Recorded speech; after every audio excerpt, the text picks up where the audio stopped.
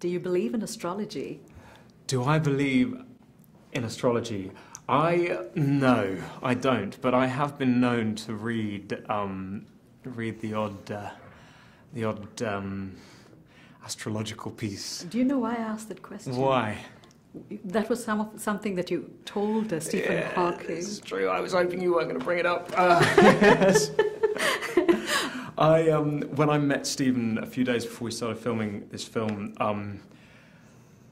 I was so nervous that I basically I couldn't stop speaking. For some reason, I was just continuously telling Stephen Hawking about Stephen Hawking whilst he was busy writing out things to say. It takes him a wee while now to spell out sentences, and I just clearly have a hatred of silence, so I was just filling the air, and I sort of ran out of things to say, and I told him that reminded him that his birthday was the 8th of January, which was Galileo's birthday, because he makes a point of that in some of his books. And I then said, well, I'm actually born 2 days before, on the 6th of January, so we're both Capricorns. And this word just sort of spilled out of my mouth, and the second I said it, I wanted to just walk out and cry. And he then spent about a few minutes typing something out in his iconic voice, with a sort of glint in his eye. He said, "I'm an astronomer, not an astrologer." And he thought that the guy playing him in a film thought that he sort of was like writing horoscopes for a living was too hideous to comprehend.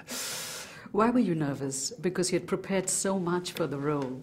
Yeah, I mean, I think anyone would be nervous meeting someone who is as iconic as Stephen is, and as brilliant a mind, but I suppose above and beyond that, in the prep, I had read all about his family life and what his family had gone through, and how extraordinary they were, how extraordinary Jane was, his kids also, and I really felt like I'd tried to, in the tiniest way that I could, get inside what his life must have been, and he's just an incredibly brave and brilliant man, and so he had reached a sort of idol-like status by the time I met him.